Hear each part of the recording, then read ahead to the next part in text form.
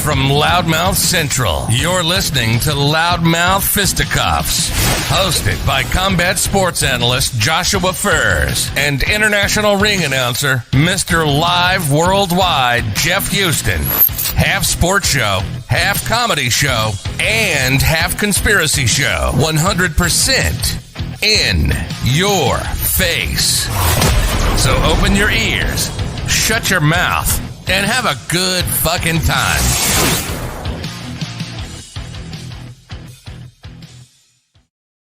Watcha! Episode 46. We're in your face. We're in your minds. Hopefully we're in your hearts. Loudmouth Fisticuffs. I am Joshua Furs. That over there, Mr. Live Worldwide. Fresh off of vacay, Jeff Houston. What's going on, Jeff? Hey, oh man, I've still got the ocean in my ears, the ringing of the amazingness of the 4 days in Cozumel. And as you can say, I came back super crispy on top of that, which will make me that much sexier on camera come next week, BKFC 17. I mean, I'm already sexy enough as it is. And the ladies know this. I mean, you know, they're lining up a block down, and whether they stay or not is yet to be determined. But at least we know they're lining up. Had an awesome time, man. Good times down there. All-inclusive options. The Westin Cozumel. Had an opportunity to do some Jeep tours, some snorkel tours. Went to some of the most beautiful snorkel locations on planet Earth, man. I'm going to tell you, reset button has been pressed. Woo! You look like you have an extra sparkle in your eye. Well, that's just the computer screen. You're right. It is, isn't it? It is, yeah. Unfortunately so. Oh, but I can see myself in your eyes. That's what it is. Oh my God! Don't ever say that again. If ever there was a creepy statement, I can see myself in your eyes. Oh my God! Seriously, man, that's like the lyric. Facts don't care about your feelings, Jeff Houston. I'm not worried about my feelings, man. It's just you just went ahead and did the first lyric of a Phil Collins song. Shit. Well, I can feel it in the air tonight. Nothing wrong with that. Apparently so. Nothing wrong with that, guys. So glad you're tuning in and joining us. We're so glad to have you. Episode 46. I say it every time. Tonight, extra special. We have a special guest, half of the main event for BKFC 17 coming up. Josh the Hammer Burns. He's actually in our little loudmouth green room, whatever you want to call it. We're going to bring him in just a couple minutes here. It's the Loudmouth there you Lounge. Go. That sounds better. The Loudmouth Lounge. The Loudmouth Lounge. We don't want him to be in the green room. The green room is work. We don't want guests to work, but I really wouldn't call anybody who joins us a guest. They're just an addition to our madness. An addition to the madness. That's a great way to put it. An addition to the madness that is Loudmouth Fisticuffs. So Loudmouth Lounge. He's just chilling in the Loudmouth Lounge. We're going to talk about a handful of things here. Pearl Gonzalez got announced to BKFC. Exciting.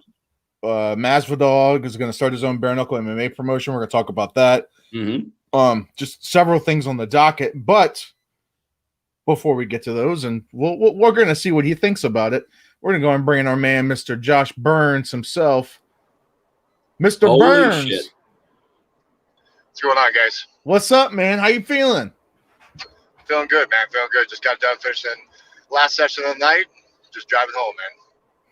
Well, so I mean, we're a few weeks out, man.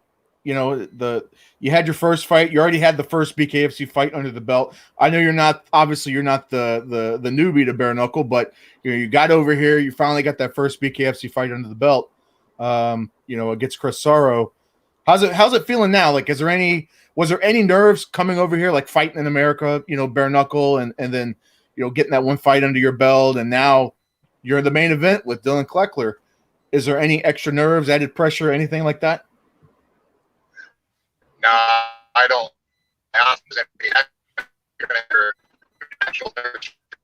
Regardless, but I've been doing it a long time. I've been doing it over 6 years now. So for me, it was just a transition, and coming to BKFC actually was a kind of a blessing for me because it gives me more options. In Europe, they're more Victorian style, which is proper stand up, no clinch, all that good jazz. Here, if guys want to run, which a lot of guys do like to run, you can grab them, throw them up on the steel ropes, and take care of business. So it's actually a blessing to be over here, Man, that's awesome, man. It's always good to see you, man. Josh is good people because Josh is the kind of person who every now and then sidelines me when I'm talking just a little bit too much in public. And I appreciate that because sometimes the ring announcer's got to be put in fucking check, especially one who talks as much as I do. So I appreciate that. I appreciate that, Justin, but we're talking to the man right now. We're talking to the hammer. But something, Josh, it's so interesting. And I'm sure that you can shed a lot of light on the fact that you're coming from other bare knuckle organizations to where it seems like it's closer to the hay bales. And yet now you've made the transition over to something that is absolutely picking up mainstream strength. I mean, like you said blessing in disguise. I mean, that's got to really, really hit home when you get in the squared circle, and just the difference has just got to be phenomenal. Yeah, the differences are tremendous. Just the simple fact we're starting a couple feet away from each other. We are allowed to, they promote dirty boxing. They promote, grabbing and in the clinch, punching in the clinch, things like that. Where for a short little guy like me, it's good things for me because every damn person I fight's taller and longer than me, and 9 times out of 10 I got to get inside close. So if I have to, I can just grab them, throw them up on the ropes, and take care of business, No, he's right about that because the average heavyweight, I actually did some research when it comes to combat sports. Did you know that the average heavyweight actually starts off at about 6'2"? Yes, sir. I'm just below average, I'm only 5'11" and 3/4. So I'll take 6 foot though. You want to call me 6 foot? I'm not gonna get mad. we're the same height. We're the same height. I milk it as well. You better believe I milk that 6 foot. Fuck yeah. Yeah, but you got that big ass pretty boy. You got that big pretty boy hair that sticks up about 5 inches taller on your head, so you walk in the room like 6'5". See, this is what I'm talking about. I just walked in at 5'11". See, that's the crap that I'm talking about. I love it. I love it. Dish it out. I want more. Manja, give me more, man. You can do better than that. Oh my God. Please don't, Josh. Don't blow his head up anymore. He loves it too much. Cut it out, man. Well, dude, I'll tell you what, Dylan Kleckler, this is an interesting fight, right? Because it's basically the grizzled vet versus, Dylan Kleckler, like the younger guy coming in here. It's for the, I guess, number one contender. That's safe to say. Whoever wins between you guys is going to face the winner between Sam and Joey, right? Like that's the deal, right? Yeah, that's correct. The winner out of us, it's a title eliminator. So the winner out of us faces the winner out of Joey and Sam. And, Dylan is a veteran himself, veteran of MMA.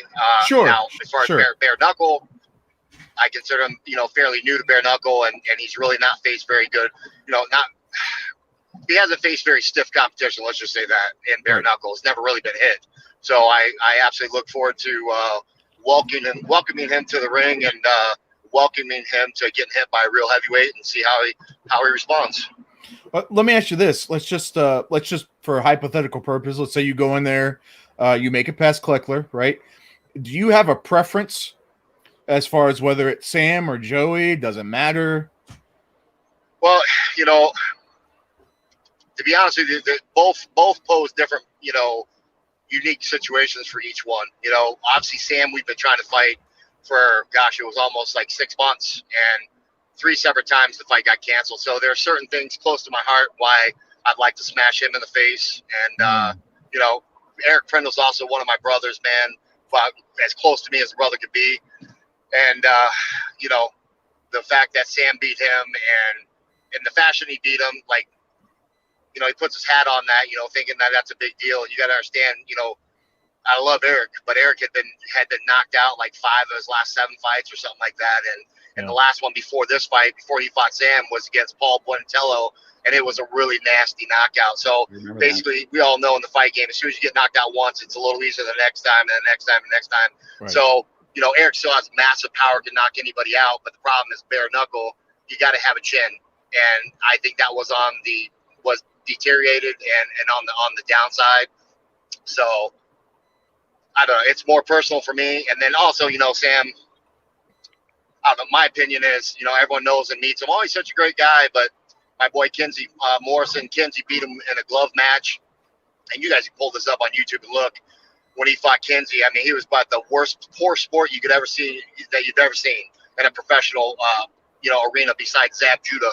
I mean, the kid would not shake hands. Was mad. I mean, he was knocked all over that ring like a redheaded stepchild. It was bad. It was really bad. And he refused to touch hands. He refused to be a gentleman after the match. Even Kenzie said the same thing. He says, he's got a lot to learn. And and you can just see the way he acts online. Like, my God, we're all trying to fight for the belt, And I've never seen someone get so personally butthurt when people say that they're wanting to do things, like go fight for the title or skip him because, hey, you're not the number one guy. Sorry about your luck. Right. So in that regard, Sam would be I would just love to just punch him in the face. He's never fought anybody like me, period. That's a fact. And he hasn't fought anybody that punches the way I do. And, I pretty much mimic Kenzie's style, but bare knuckle. So it would be an interesting fight, and I'd enjoy it. Now, as far as Joey poses a different problem as far as being a volume fighter, great conditioning. He's an OG of the sport. He's a student of the sport. Yeah. He's got a few years in him now with bare knuckle, so he's no dummy. He knows what comes with the bare knuckle game. And that would be, I always tell everybody when people ask that question, as I say, it's kind of like the Ali Foreman. I'll be Foreman, he's Ali. Is he going to be able to drag me deep and drown me in the water like he does everybody else? Or am I going to be able to fucking break something on him and end the fight, So they both have intriguing matchup, reasons. So, to be honest with you, whoever wins is who I want to fight because at that time, that's who the top dog is. You know what I'm saying? Right. So right. That's kind of a long, drawn-out answer, but that's my answer. No, that's a beautiful answer because that's exactly what we want to hear. We want to hear the breakdown of the opponents.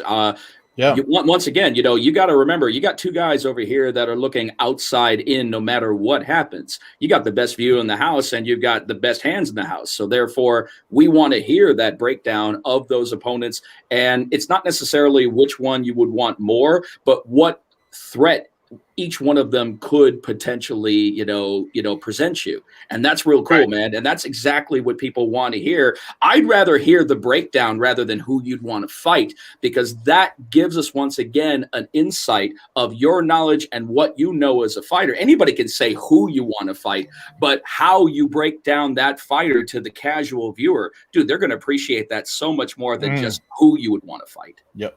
100%. Yeah. No, I agree. And, I guess I didn't really say what, obviously I presented what Joey's dangers were, with his conditioning and just nonstop.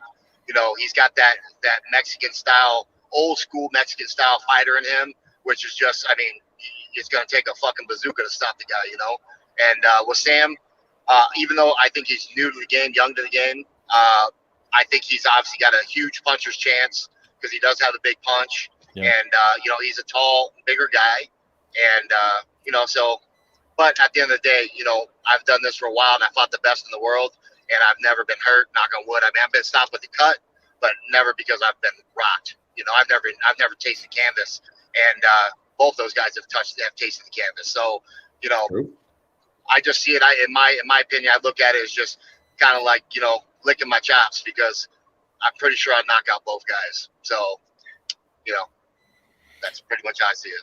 And that's what we want to see. That's what everybody wants to see. Sometimes a fighter comes up to you and you ask them why they're doing what they're doing, and they give just such ridiculous answers that most people aren't going to buy. And the way that I see it, if I were in that situation, sometimes I'm going to tell you, I've been in the game for 18 years and I've been looking outside for that long, and you can't look outside that long without wanting to taste it yourself, but it's just not for me. But if I were in that position, what makes you want to be that fighter and what makes you want to get to that next one is like, dude, whoever's in there, I want to kick their ass. Bottom line, I want to kick their fucking ass. That's how I make money. That's how I get people interested in me. That's how I get opportunities. Whoever's in there, I want to kick their fucking ass. That's the goal. I just think, can you attest to that?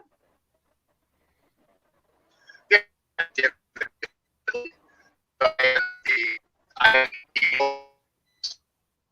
right now, and I would like to go out as the BKFC heavyweight champion and have that under my belt as well. Cool. And this all solidifies my legacy, and being one of the bare knuckle, he'll always be forever known as the guy MMA. And I would like to, someday in the future, maybe 20, 30 years down the road, people look back and say, that Josh Burns, that was a tough motherfucker. That look at the legacy he left behind. He fought the best of the best.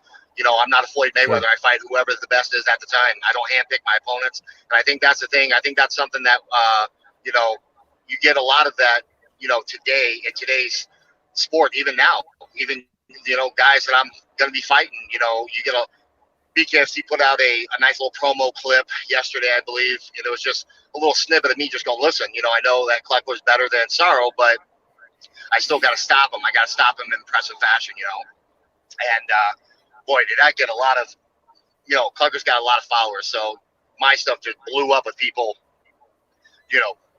upset with what I said. And I simply just say, what was speaking the truth? What was speaking your truth? Right. Well, that and I mean, what do you want me to say? Do you want me to say, oh, I'm coming in to get beat up or something? Like, what the hell's wrong with you people? Right. But at the same time, in today's society, you can look at fights like, yep. So my MMA, we all know that was more like a hobby, but I was very blessed because I did it at a high level. But it wasn't really my passion, my drive. I love boxing. Boxing was my drive, but I was too short. That's just the bottom line. I moved to Detroit to train under Manny Stewart, and he told me real quick. That's why I went back to MMA. It was just like, man, the Tyson era is over. And so now that we got a sport where it's bare knuckle and it's still boxing with a little bit of dirty boxing, clenching, I'm custom made for this. So, yeah.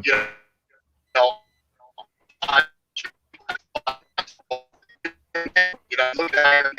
I didn't hand select my guys. I think my opponent's win record or win percentage is like 96.7%. That's the win. You go to other guys, and I mean, just do your due diligence. Look at look at the guy I'm about to fight. Fought for one little organization in Florida, and I mean, I'm not even gonna have to say it. Go look at the record. Look at how many guys he fought that were under 500, and right. and it's cool. I mean, this is a business, so you're a revenue generator, and that's cool.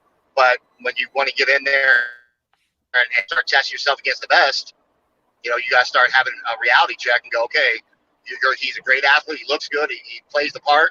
But are you really ready for this? Is this really what you're about? Because I can tell you right now, I had my nose ripped off in London, England, and I was still chasing Mickey Terrell all over the fucking ring, and the ref stopped it because there's too much blood.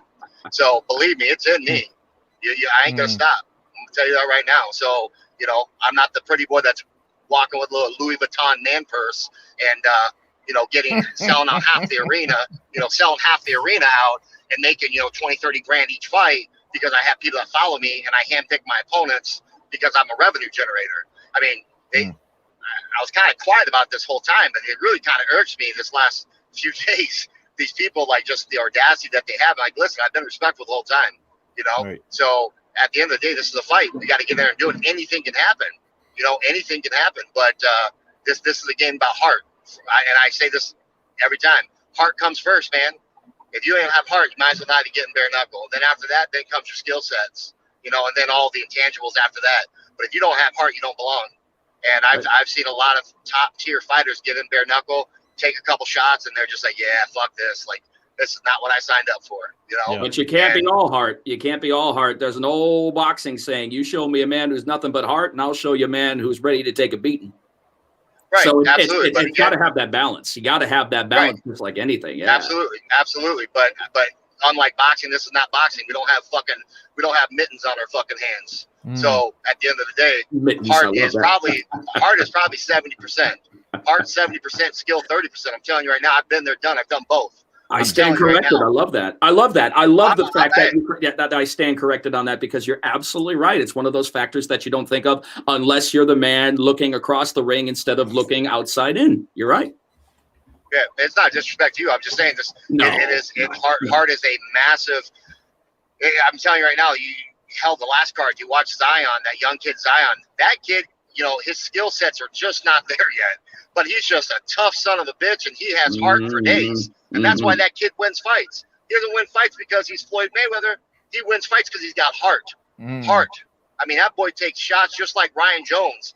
He's fighting on my card. That Ryan Jones, my God, he's a former fighter, this and that, but his you know, he's got to work on his skill sets. But I watched that boy take some just nasty shots that would have stopped most men, because not only does it hurt, it makes you question life. Right. And he didn't question it at all. He got up off the mat, fucking kept going, took some more shots, didn't even touch the mat. Like, that's heart. So that's why I'm so strong on the opinion of, you know, heart is really about 70% of the sport. Your skill set's falling about 30%. You can throw that however you want to, but heart is really a major, you know, asset and attribute to bare knuckle. Mr. Furs, how about that? I mean, I've been with this sport since day number 1 in the U.S., and I just learned something. You learned never think that you know everything in any walk of life. It's amazing what you can learn from that. You're absolutely right. Heart definitely has to take over a larger percentage of this, because, like you said, we are sans mittens. Well, I mean, it makes perfect sense to me, because, like you said, maybe even somebody could have all the talent in the world, but if they go in there and they take a solid hit and they don't like getting hit, it completely changes everything. No matter how much skill they may have, completely changes the dynamics. If they can't take one bare knuckle punch, it doesn't matter. You know, like, it's irrelevant how much skill they have. If they don't have, like you said, if they don't have that heart, then that's it. The fight's over. The other person's going to win solely based off of that heart. So, I mean, it makes sense. It makes sense to me. But that's why I like bare knuckle fighting. I don't call it bare knuckle boxing. I call it bare knuckle fighting, because it doesn't create talent. It reveals it. Sure. Absolutely. And real quick, let me get a quick shout out. I'm trying to catch up on the chat here. A lot of people to shout out. Mr. Red Rims, Brian Maxwell. Hey, Mr. Red Rims. Shout out to him. Shout out to CNC Management. Let's see here. Shout out to Travis Thompson, the animal. Yep. All about the legacy. So all about the legacy, the animal right there. Let's see, Muay Thai. That's your favorite person. I don't know where he's coming off with these jabs, man, but they're gay. They're terrible. They're not. The lip gloss and shades as well, hon. So you got yourself a fan, Jeff. Apparently so. I mean, dude, I could tell you a million bridges to go jump off of. Take your pick. That's not nice. Mr. Bill, bless all you too, sir. We appreciate you. Josh, I wanted to pick your brain, man. They announced Pearl Gonzalez to BKFC. You know, obviously she's got a huge fan following, man. Social media bonanza following. Yeah, social media, man, just nuts. Like, her coming into the women's division, you know, we already obviously with, you know, Britton and Paige, and, you know, Christine's coming back. And, you know, how do you think she mixes up well with the current state of the women's division? What division? She's fighting 125? I would imagine 125, because if it's, I'd have to imagine so, because for 135, unless that there's a whole bunch of signings that we just don't know about yet. Yeah, but she could be 135. She's tall. She could be, but I would. I would get, if it were me, I would guess that she'd probably throwing her hat in the ring at a 125. Yes. Yeah. Okay. Yeah. No. Well, first of all, I mean, she's obviously tough, so it's just that's going to be a great addition. And, you know, if she is in the 125, I mean, you just threw her in there with a bunch of other killers, you know. So you got Ferreira, I think Van Zant, you know, obviously, you know, Britton Hart, you know, she proved that, like, again, there's a great example for you. By far, Paige Van Zandt is by far 10,000 times more skilled than Britton Hart, but Britton Hart showed that she had a hell of a lot more heart. Sure. And no pun intended, but she had more heart, and she grinded that shit out. And you know, as soon as Paige caught on at the end, she outclassed her, but it was too little, too late. And you know, so that's where, you know, that heart, that's a big deal. So now the problem is the people like Hart, when she runs into another person that has that same level of heart but more skill, that's when the skill sets start to matter. You know what I'm saying? Mm-hmm. So with her being, you know, an addition, I think she's going to be a great addition. And I wouldn't be surprised to see them, you know, put her in there with Paige or you know, I know they won't do Ferreira, but it might be Paige, might be Britton, you know, just to get her started. So, and that would be I think it's going to be a sellout. People are going to definitely want to see that, because she definitely has a huge following. She's she's a beautiful woman too, and she can crack your mouth. So, and she can talk, on top of that. You know, she's actually been working with Icon Fighting Federation as a commentator, and she's been doing post-fight interviews. So she's been sharpening her teeth on her mic skills on top of that. So that's another double danger. So I think she's going to be a fantastic one. But I got a question for you, Hammer. And my question to you is, I'm sure that you have seen today, it's making news all over. I don't think it's necessarily breaking the internet, but it's coming close, about Mr. Gamebred is throwing his hat into the ring with Bareknuckle MMA with Gamebred Fighting Championship. Now, I want to get your take. You being a Bellator veteran, now knowing that there is a main UFC player with big name cachet, has decided to throw his hat into the promotional ring for Bareknuckle MMA. What are your thoughts about the beginning of the evolution of Bareknuckle MMA as opposed to Bareknuckle fighting? Well, to be honest with you, I don't think it's really going to go anywhere. And the reason I say that is MMA and Bareknuckle are two different things. And with that being said, you got the UFC, which is $1 billion company, and they've cornered the market, and that's where the talent's going to go. Now, the reason guys go to Bareknuckle Fighting Championship is because it has a complete different dynamic. Now, when you go to Bareknuckle with MMA, it's this reason why I like Bareknuckle fighting rather than MMA. I did MMA as a hobby because no one would stand and bang with me. I can name on a single hand how many guys would actually stand and punch with me. The rest of them would try to tackle me, take me down because they want nothing to do with it. So the Bareknuckles really isn't that big of a deal, in my opinion, with MMA. Yes, you can have some cool stoppages and punches, things like that. But guys that don't want to punch, they can easily, advert from that because you have 20 other tool sets that you can utilize in MMA. So, yeah, it's a great idea. Sure, he's going to, he's probably got a lot of money behind him.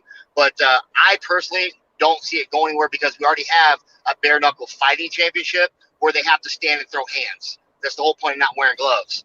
Now, MMA, you've got multiple superior organizations that have superior MMA legends fighting for them, and those guys aren't going to take off their gloves. Then why would they take off their gloves? They're making more money over here, with Bellator, UFC, things like that. So I just think it's I understand, like maybe back in the 90s, yeah, that's when it was a big deal, but now, no, I mean, I wish them all the luck, but I don't think it's going to have an impact on Bareknuckle Fighting Championships or the UFC, to be quite honest with you. They might find a little niche that people might like to follow, but at the end of the day, I don't see it going anywhere. And I don't mean to be like a Debbie Downer. That's just my opinion. No. And that's a great way to look at it. I mean, the way that I see for Bareknuckle Fighting Championship, the best thing that could happen for us is competition. Competition always makes everything better because it gives someone a clear choice at one point, whether or not you like this promotion, whether or not you like this promotion. The only issue that I have with Bareknuckle MMA, because everybody knows Bareknuckle fighting to be, as of right now, the most exciting sport on the planet because of the pace that is pushed. But in Bareknuckle MMA, just like MMA, you have the option to lay and pray in MMA. Now, who wants to see a lay and pray session in Bareknuckle MMA? I sure as hell don't. Exactly. That's my point exactly. So the reason why people tune in to watch Bareknuckle Fighting Championship is because you cannot do anything. The reason I'm here is because let's say we get in there with Dylan Kleckler and he wants to, next Friday night, let's say he doesn't like to get hit, so he wants to get on his bike and run. Okay, first of all, Dave Feldman ain't going to put up with that shit. The crowd's not going to put up with it. So if he's running, I can just I literally will just throw his ass up and skinny little ass up on them iron ropes, and I'll take care of business, Now, MMA, it's, you can take people down. You can run. You can sit on your butt and do other things. So the whole allure of Bareknuckle goes out the window because now it's now done. Oh, you're on the ground wrestling. Oh, we're down the ground. Now we're doing jiu-jitsu. Like, that's not a Bareknuckle fight. A Bareknuckle fight's with two guys stand toe-to-toe. You only got two weapons, your hands, and all you can do is punch.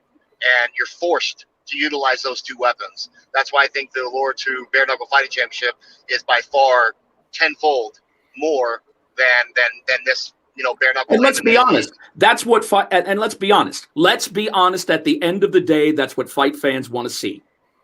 Fans want to see hands thrown. They're not as interested as kicks, knees, and ground game. I mean, yes, it's a nice little added bonus, but it takes away from the dynamics of what makes bare knuckle fighting so great to begin with.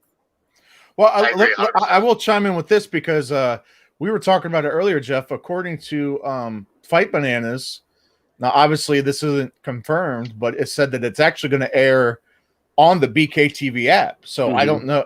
So looks like there's some sort of working relationship that's going to be with. No idea. That's why I'm saying nothing, because that's not released via BKTV app or BKFC.com. Of course, this is just that what we're hearing is such. Sure, but it wouldn't be surprising seeing what Dave is trying to do with the BKTV app, and all the stuff over in Thailand and the stuff in the UK that's going to be on there. So an app succeeds only by the content that it provides, and the more content that it provides is going to make it that much more appealing to the subscriber. Right. So, hey, the more the merrier. And remember what Dave said. He welcomes the competition. Dave said, "I welcome competition just as long as you do it right." But it's different though. I just don't see. I don't think it's going to be like, even if it wasn't on the BKTV app and it was just on say it was on another platform. It's different, right? Like, because the MMA, it's going to be slightly different crowds. Now some of the audience, obviously, there's going to be crossover, obviously, but I don't know, man. I think BKFC and there's the juggernaut, Mr. Ryan Jones. What's going on, guys? There he is. I think Bareknuckle FC has done its job of creating its own its own thing. It's standing out, right? And standing out from any kind of competition that we have. I don't think it's. I don't say that because I think like I'm a fanboy BKFC kind of thing. It's just that it's different. I just don't think there's going to be like that much competition because it's just different, right? Like I said, a little bit of crossover. Yeah, there's a little bit of crossover between MMA people, even some of the boxing people. But I think now what's cool, what I think has been developing over the last, 18 shows, 17 shows, is that there's actually its own audience now. Like there are people who exclusively watch Bare Knuckle now. And they're invested. It's pretty incredible. They're invested in the characters. They're invested in the roster. They're really starting to put behind. I mean, Josh, Josh, you have got yourself a legion of fans because people know after one fight you came in there, Chris Sorrow talking all kinds of smack about a mile high. I mean, you could stack it up a mile freaking high, and you shut that down like nobody's business in such a beautiful way. I happen to believe that you had instantaneous fans once that fight was concluded, and trying to pull you off, man, you were like a bulldog on a bone once he went down, man. Whew. Scary stuff. Well, there was just a lot of behind the scene things that went outside the realm of fighting. So it's kind of like taking a cork out of a bottle. You can't put that cork back in. So I'm blessed because Dan was there. Dan's my boy, so thank God he was there to throw me off like a fucking pillow. But nobody noticed my ninja roll. I did a pretty sweet ninja roll, and then we did see that. We did see that. And then I Coleman too. So but at the end of the day, I feel like that after that first fight, I was basically like that Tito Ortiz type approach. Half the people loved me immediately, and half the other people who didn't know what was going on hated me, thought I was pompous and I was kind of a jerk for what I did. And I know I was a little bit over the top, but there was so much that had gone in behind it that it is what it is, And that's called polarizing. That's called polarizing. Yeah, that's a good thing. Hey, real quick, Josh. Ryan Jones shouts you out. He says, "Josh Burns' next fight is an arm wrestling match with me." So, listen, Ryan Jones and I got a nice little bet.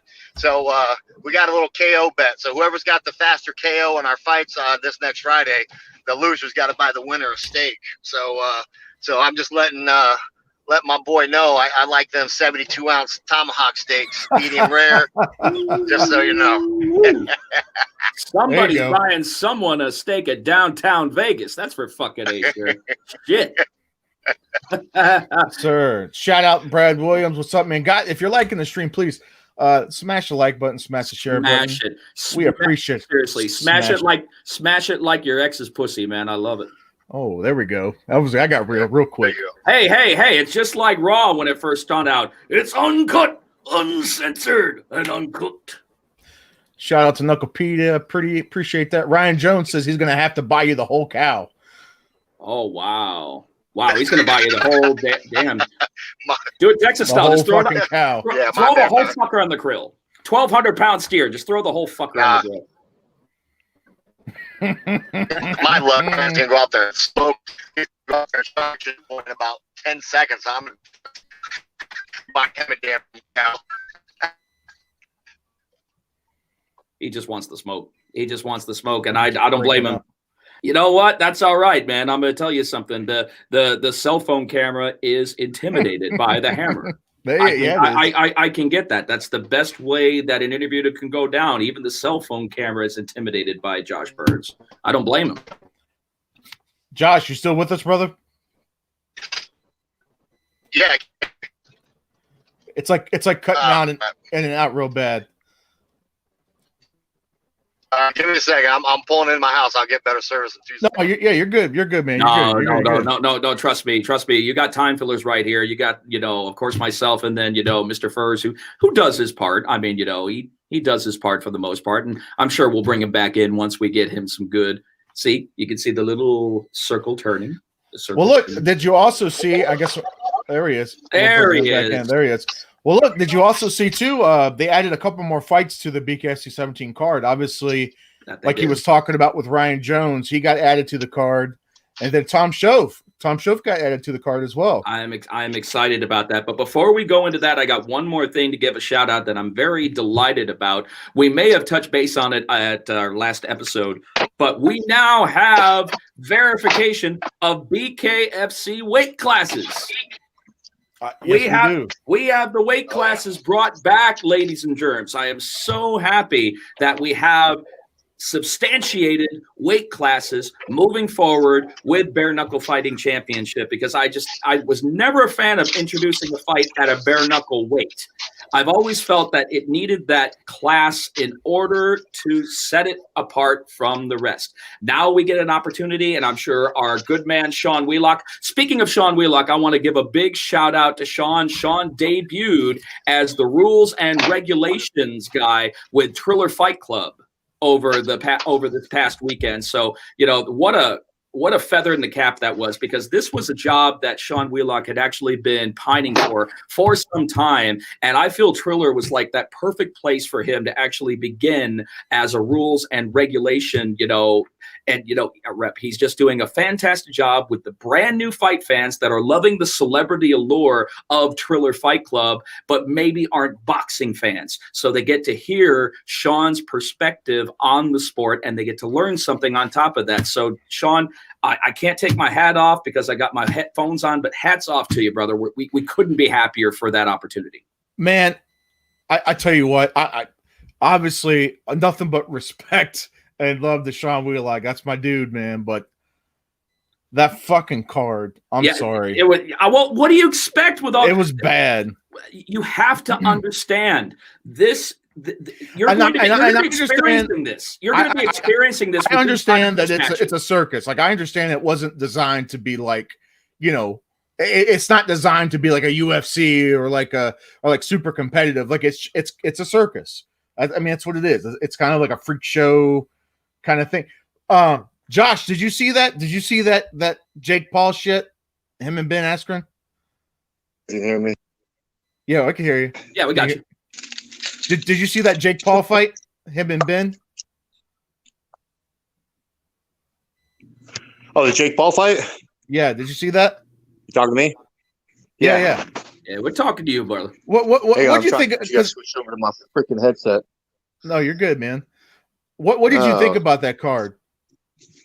I think the card itself is actually okay. It's just all the filler bullshit in between. It was what's kind of takes you away from it. And then obviously with De La Hoya fucking being high and drunk and looking like a jackass, kind of made it look a little bit cheap. But the fights themselves, actually, there were a few good fights. I mean, Frank Mir did a hell of a job. I was very shocked he went the whole time. And I'm surprised he didn't get knocked out, and he did a hell. He did a great job. Yeah. Oh, what? Talk about us. As far as I'm concerned, win or lose, he had a successful boxing debut. Right. Yep. What do you think, man? Because maybe speak on Frank Mir a second, because he could be a potential opponent. As far as I know, he still has a 3-fight contract with BKFC, for as far as I know. So, what do you think about the potential of that and Bareknuckle? Is that he was going to be jumping over to BKFC and getting ready for his BKFC debut. So. Yeah. He looked good, and he surprised me. I'm not going to lie to you. And he's a big, solid dude on top of that. I mean, Frank has never been a featherweight in any way. He's always been a good-size heavyweight. And it's always interesting to see somebody who's taken out of his comfort zone, which, of course, was MMA and jiu-jitsu, and put him into a pure striking situation and also a different breathing situation, because we all know that the cardio game in boxing is 100% different than the cardio game that an MMA fighter is used to. So it's just basically pulling a stylistic 180 on you. Yeah, no, I was, to be honest with you, I lived in Vegas for 6 years. So I've trained with Frank before, and, I they always talk about his boxing, but it really, I never really felt that he had much of a chin, just personally. And, but what he proved the other night was, he got hit pretty good a couple times and kept going. And that just made me excited for the fact with him coming over to the BKFC means, he might be able to hang in there and not get knocked out with 1 or 2 punches, And he's a big name, so we need him. But we need him to be tough. We don't want to be like Bigfoot Silva, where Gonzaga looked like dog shit, like horrible, and yet he fucking destroyed him. And it's like, dude, like that's just not a good look. We want big names that actually can put on a clinic and put on a show. And I think Frank really proved that he can do that. So it was impressive. Puts all kinds of possibilities for his BKFC debut. It makes a lot of interesting questions, and hopefully, that'll end up being something good. And you're absolutely right. When you bring someone over, you want to have that clinic. You want to see that professional fighter that everybody remembers from whatever fight platform that they fought for at the beginning. But at the same point, that's another thing that makes BKFC so awesome. It's because that it really does reveal the fact that it's not for everybody. Right. Yeah. That's where like I was talking about earlier, the heart, this is where that heart comes in. And, and I'll be honest with you, Frank had, there's no reason for Frank to take an ass whooping in a boxing match. He's just making extra cheddar, and He proved he had heart in that fight. And that was just a blessing, because that was a question mark going into it. He's a big, strong guy. I can tell you that right now. He hits hard. He's accurate, but did he have the heart? And I think, with Cunningham beating on him, for those rounds, I think he did a hell of a job, in my opinion. So 100%. While we're still on, the whole Jake Paul, Ben Askren thing, me and Jeff have talked about this in the past. Josh, what do you think with the whole precedent? I think that it's set in, like with these money fights and these circus cards and these, like just these weird mashups and stuff like that. Do you think that it's going to kind of set a trend for the fight game, like across the board? Like, absolutely. Instead of there really being, instead of you seeing, number 1 versus number 2, the best versus the best, it's more about, oh, well, yeah, but we're going to make this fight because this guy has 1 million followers on Instagram. Well, I think we're never going to lose the number 1 versus number 2 thing. But why would we lose the circus? My God, you have a job, I have a job because of the UFC back in the day when it was a circus. 400-pound guy versus 130-pound guy. The world wants to see entertainment, and that was entertainment. I wanted to see more out of Ben Askren, but we all know, Jesus, he just had hip surgery, and the guy was never known for being a boxer. So, it is what it is. But I don't care. You're still going to want to see it. And there's people that are going to want to watch those Jake Paul kids, get their ass beat. And then there's all his followers that love him. They want to see him win. And, it doesn't fucking matter at the end of the day. You know what, man? The only thing that matters, money. It's dollars, baby. It's putting dollars in pockets. It's bringing revenue in. It's generating attention to the fight world. And any fighter that wants to fucking downplay, oh, you're not a real fighter, who gives a fuck? You're bringing attention to the fight game, period. Okay? Sure. And in that generation, like if you look at the fight card, there was real fights on that card that were really good fights. And then there was also circus fights. Right. But you know what? They stuck around for all of it. So, you know, it could bring in attention, you know, even if it's a minimal amount, it's still going to be a blessing for the fight game regardless, because boxing world basically was falling dead. Let's just be honest. It was dying. And that's my I'm going to tell you right now, my love is boxing. I started boxing at 5 years old. Boxing's my love. And it's dying. It's a dying sport. And, you know, Tyson Fury did a great job coming back and, you know, doing his thing and getting some attention, and, you know, but it still needs a shot in the ass. And I think these circus things, and you're sprinkling in real fights with some crazy circus shenanigans, it's going to bring people in. They're going to start seeing real fights and go, wow, you know, this guy, that guy. And then they're going to be talking about, you know, the Manny Pacquiao's versus, you know, Jake Paul's and things. And who cares? That's generating a lot of money, and they can put a real card together that generates the money. You know, people don't, you know, you guys know how boxing works. You get a card, it's bid on. You get bidders. You bid 5 different guys, bid, put an X amount of, okay, it's a $30 million buy. They buy it, and that's how these guys get paid.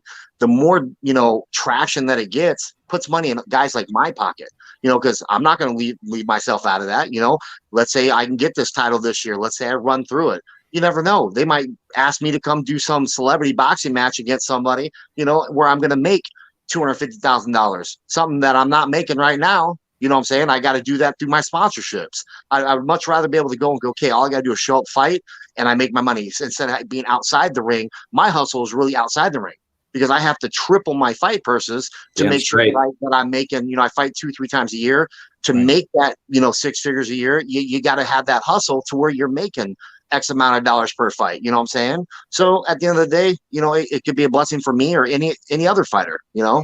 So I like it. Diversifies the genre. I think what it does, number one, it diversifies the genre, because we all know the snail pace that pro boxing has. It takes forever to put together a prize fucking fight, as opposed to the pace that places like Triller and BKFC set. They give faster opportunities and good money for fighters. And another thing that I find interesting, Josh, and I think I was actually talking to Scott Burt, and yes, Mr. Furs, we had a civilized conversation between me and Scott Burt without me having to absolutely put his shoe game under the bus. It can happen. But I said that Bare Knuckle Fighting Championship actually has a very unique opportunity ahead of it that boxing had at one point. Now, we all know between the mid-'60s to the mid-'90s, boxing was known as that was the golden era for the American heavyweight boom. That's when the American heavyweights, when you were the fucking heavyweight champion of the world between the mid-'60s and the mid-'90s, you were the fucking man. Yes. You were the fucking man. You were the straw that stirred the drink as far as sports. It doesn't matter what other sport somebody was a part of. If you were the heavyweight champion of the world in boxing and you were an American on top of that, you were just the fucking money man. You were the standard. I think Bare Knuckle Fighting Championship actually has an opportunity to do that.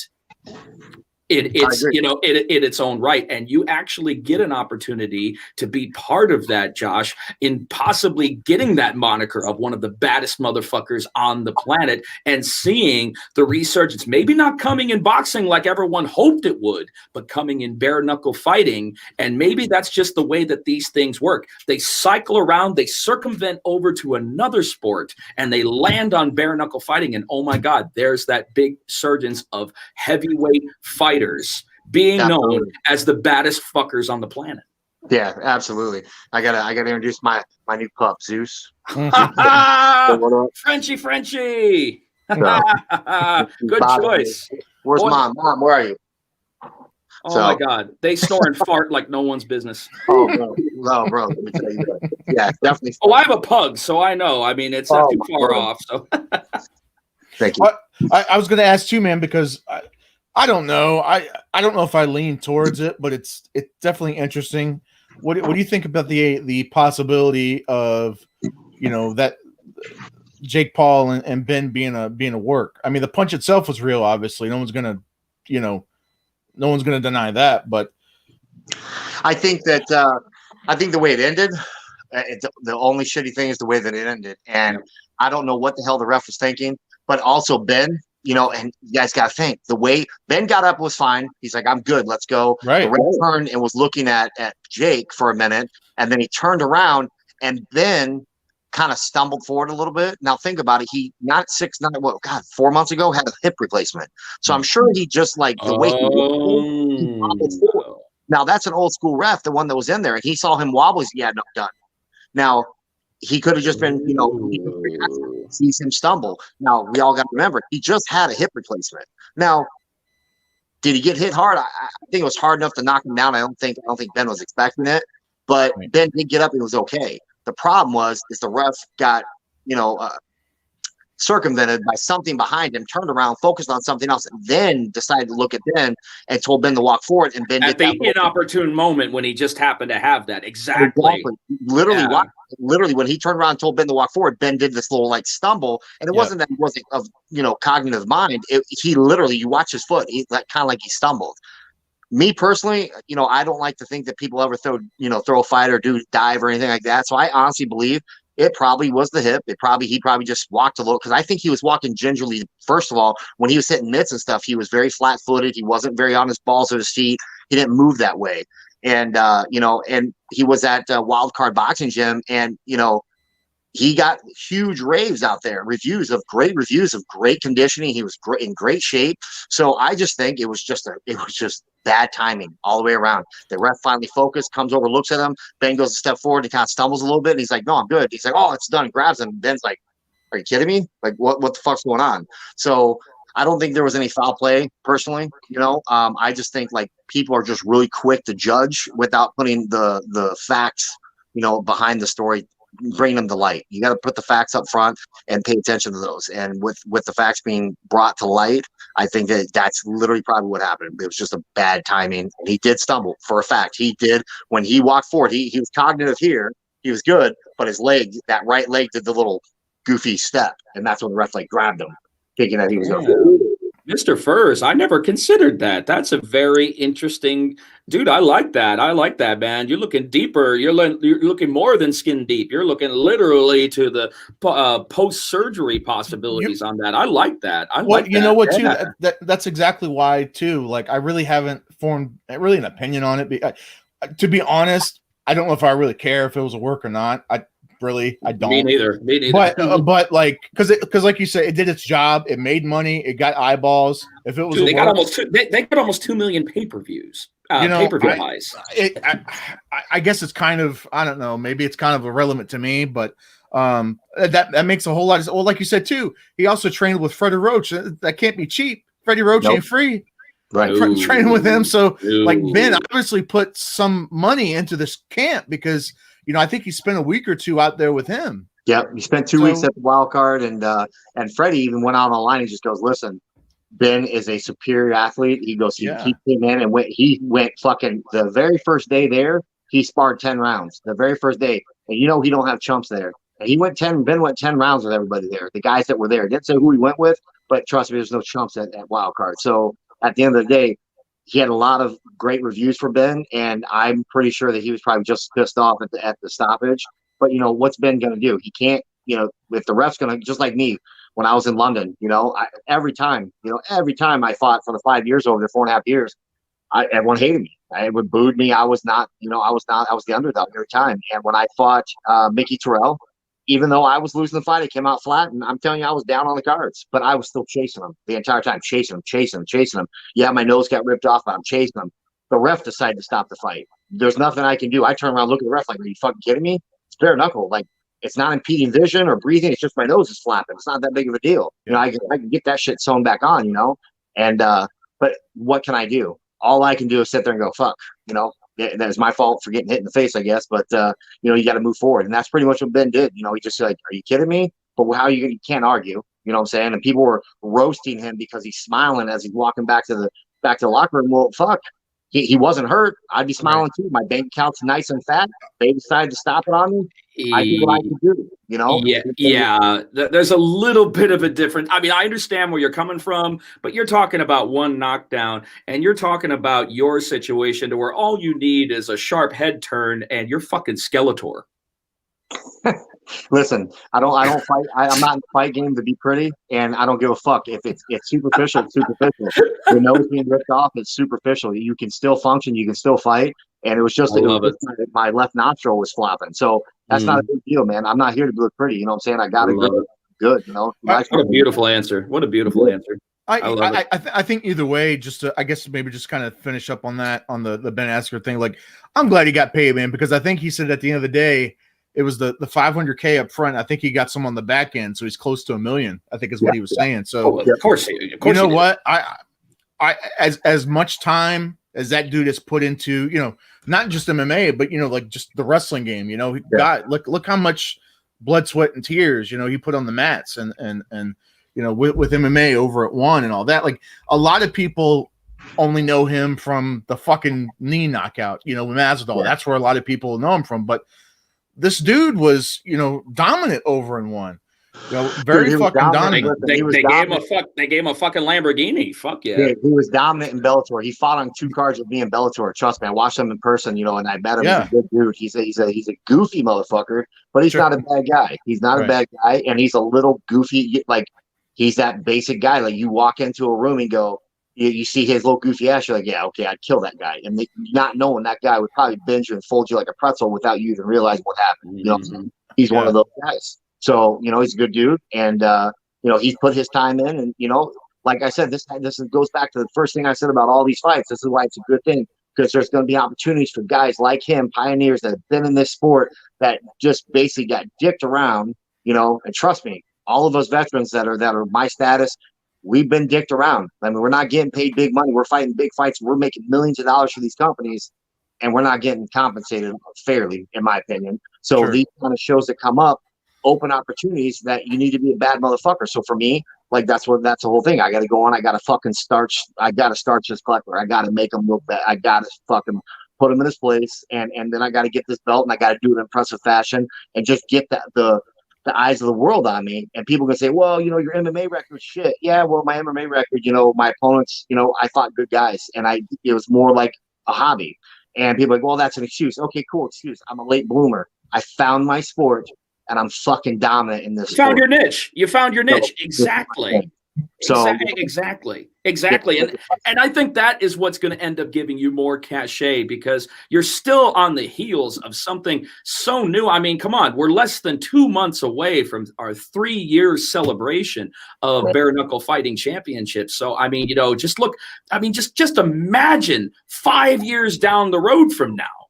Absolutely. Seriously, just imagine that. Just imagine the leaps and bounds that we're going to see in 5 years that no other promotion can say within 5 years' time of a 3-year anniversary.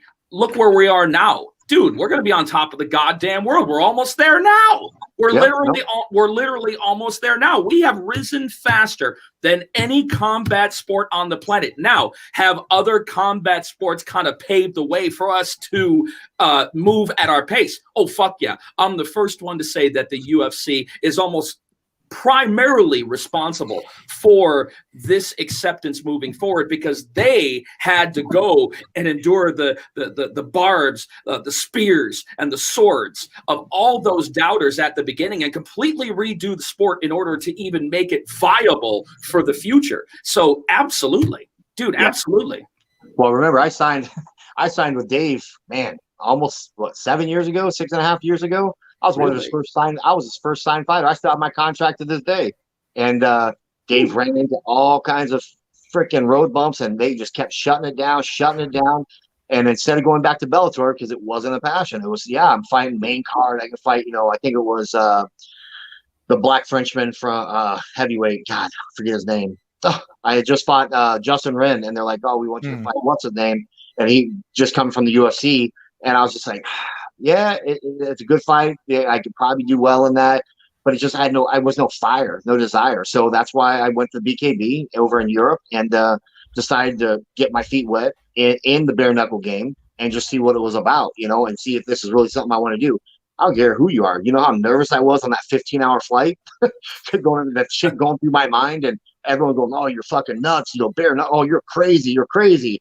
And then once I got in there, and I lost my debut. A split decision to Harry Miles, who's a real good boxer over in Europe, 6'6", big stud. And I fell in love. From that night on. Joe Riggs was with me, and Joe Riggs and I were just like, man, this is a fucking crazy sport. Like, I love it. I fucking love it. And, you know, from that point forward, I know I fell in love. I think pretty sure Joe's just this maniac to begin with. He just loves to punch people in the face no matter how he does it. So, but for me, Bareknuckle was it. That was my home. And from in the story. Oh, F&A, Cotton. F&A. God, awesome. ESPN the Ocho. ESPN 8 the Ocho. Say it right, motherfucker. God, what's wrong with you? Well, dude, I tell you what, man, I'm fucking pumped for. I say it all the time, but man, I'm happy to see you get that main event spot, man. I know it's going to be a fucking just. I can't wait, man. It's going to be fireworks. BKFC 17, April 30th, BKTV app. Please subscribe. What is like $3 a month or some shit? Just it's ridiculous. Seriously, subscribe if you're not already. It's a stacked fucking card, hell of a card. First time in Alabama, so it's going to be huge. So if you're local, that's right, man, get your tickets. I think a lot of them are.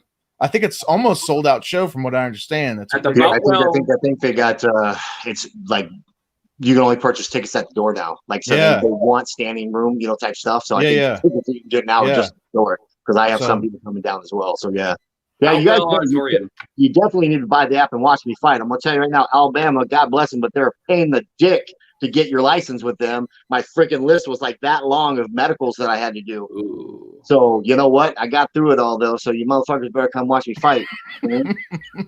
Well, we appreciate you, man. Dude, we appreciate the last minute stopping by, dude. Josh the Hammer Burns, we appreciate you, brother. You've been our best guest this far, man. You're fucking awesome, man. I got to tell you, man, our ratings just went up.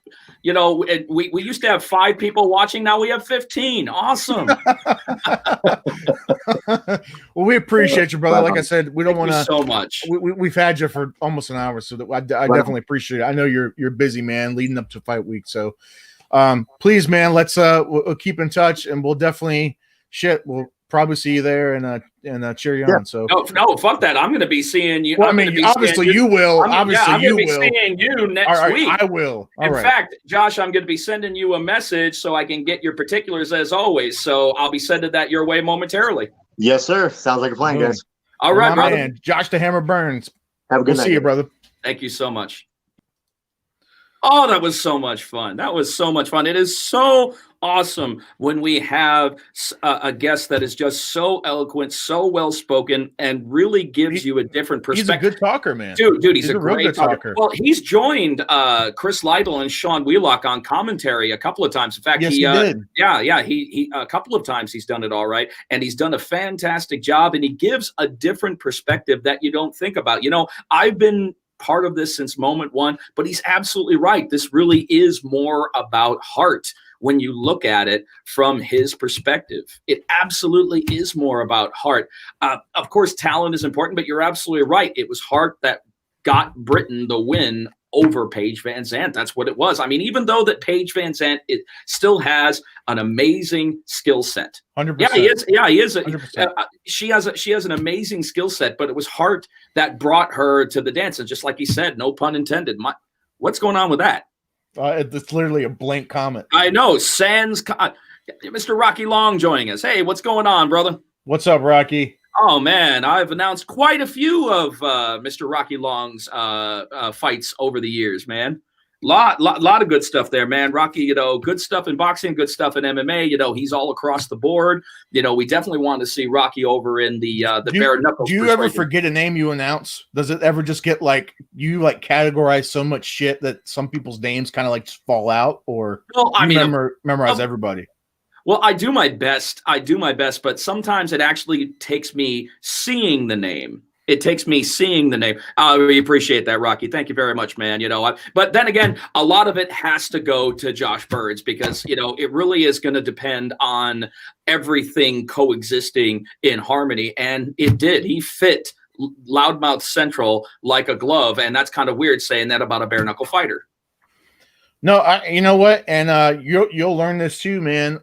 Rocky is, you know, if you tune in again, brother, like, again, we say it all the time. There's no scripts. We don't go over shit. We don't talk about shit before we go live. And that's a shoot. No if we could record ourselves before, we would prove it to you and show you.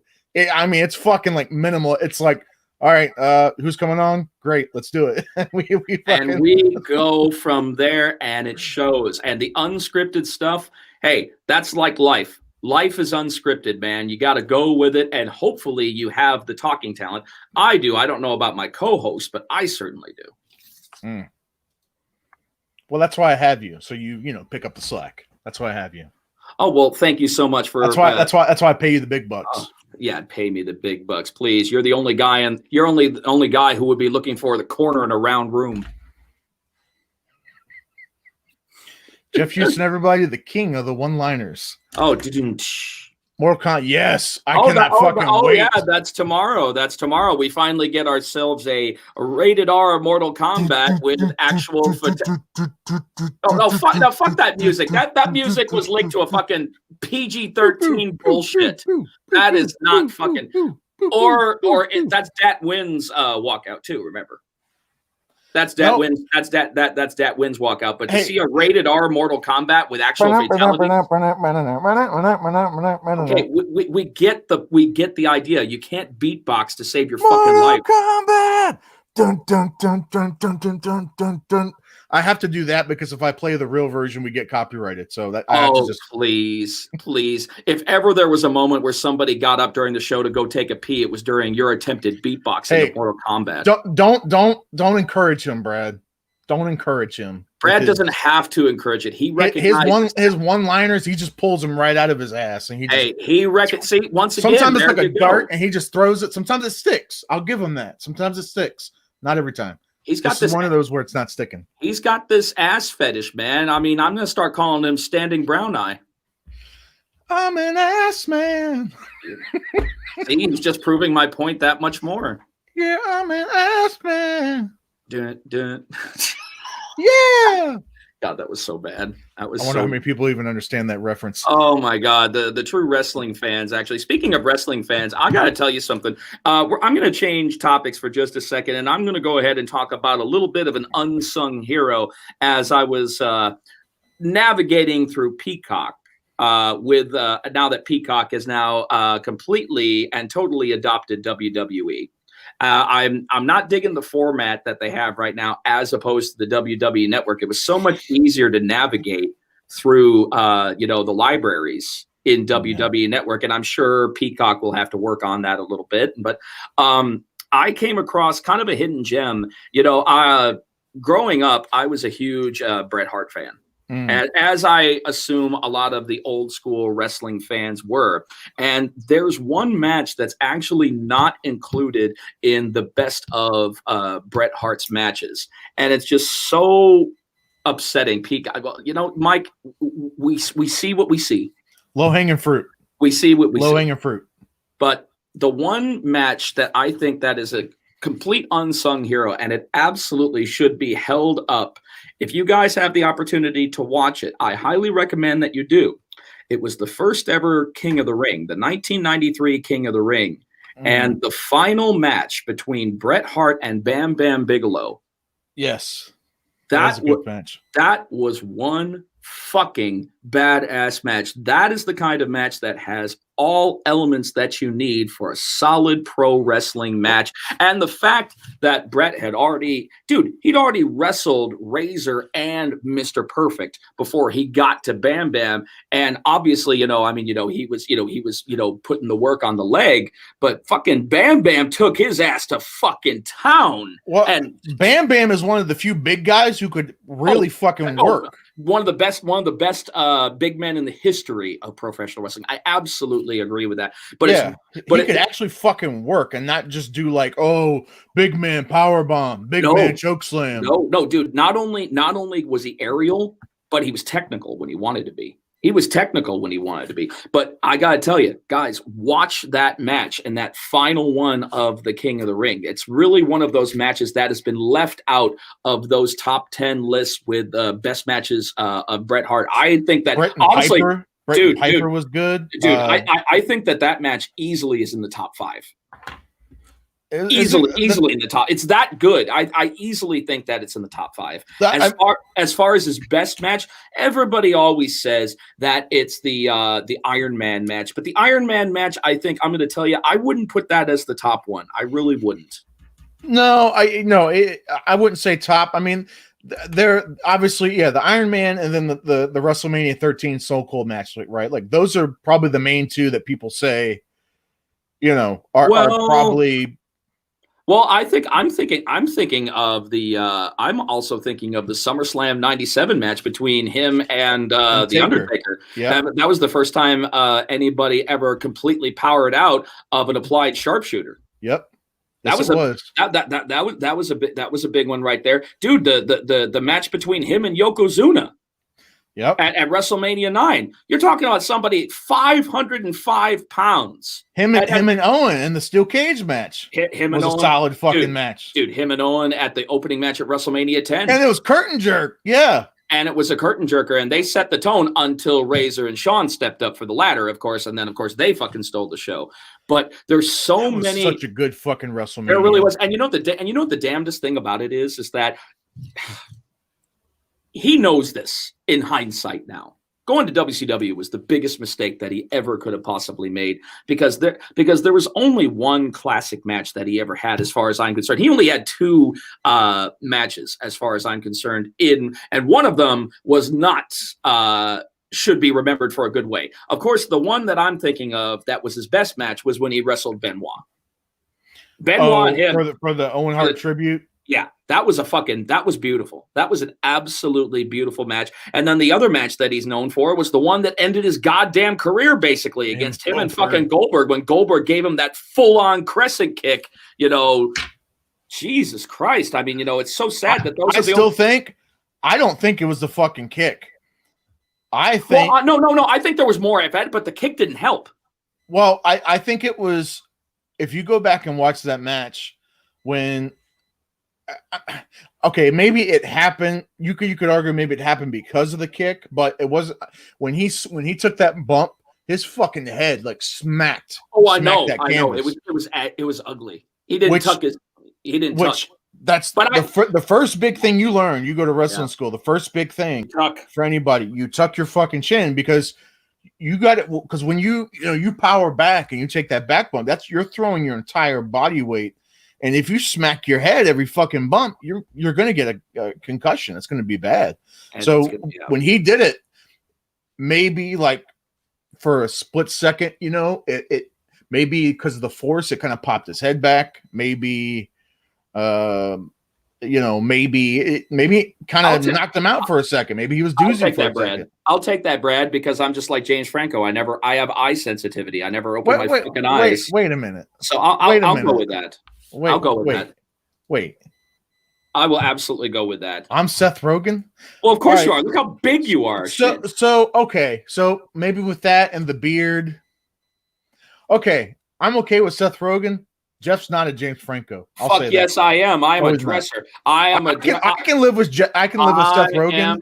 I am a dresser. So no. Hey, you know who Jeff Houston is? I got it. He's not James Franco. He's the guy from How I Met Your Mother, Forgetting Sarah Marshall. What?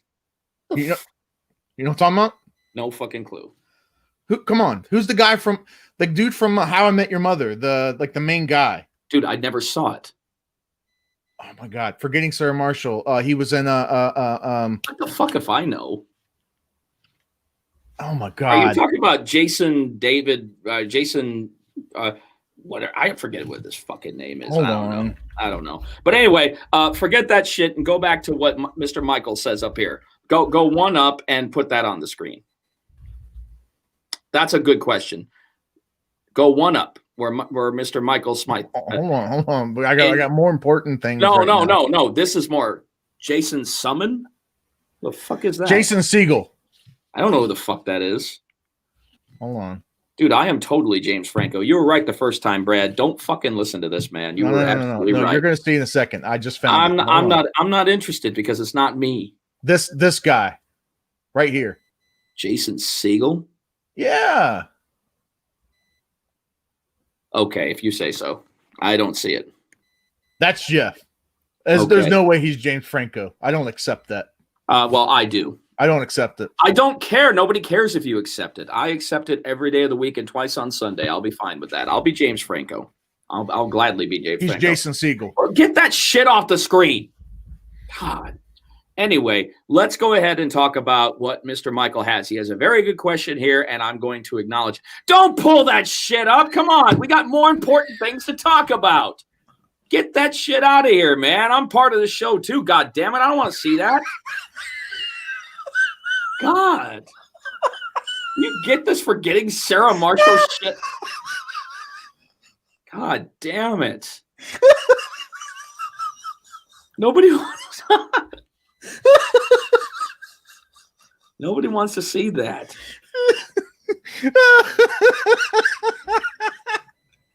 Oh, I'm trying, Jeff. Hold on. No, you're not. Get it out of here. See? Dude, get it fucking out of here. I'm trying, Jeff. No, close the damn screen. I don't know why it's showing him, but that's not good. That's Russell Brand. Get out of here. Get out of here. Yeah, see this guy. You never saw this? No. That's you on the left. Wonderful. I learned. Jason Segel. How about that? I learn something new every day. Get it the fuck off. I am so much better. Oh my God. Thank you. Get the fuck out of here. Thank you. Jesus. Oh God. Oh. All right. Sorry, Jeff. Right, now, let's get what back. What were you saying? Just above where Mr. Brad Williams says his comparison to Seth Rogen and James Franco. Mr. Michael, put that one. Put that comment up on I see. there. In your minds, which Mania was the last good Mania? It's been years. That one's easy for me, Michael. The last one was the last good one was 30. The last good one to me, where I really just had a good time throughout the entire fucking show. WrestleMania 30 had a lot of great ups and downs, and honestly, what they were doing with the character development, with the yes movement, with the authority, that was working really well. Knowing that we were possibly going to see the streak break on top of that, which was just jaw-dropping across the board. WrestleMania 30 also had the first Andre the Giant Memorial Battle Royale that Cesaro won. Unfortunately, it didn't do shit for him.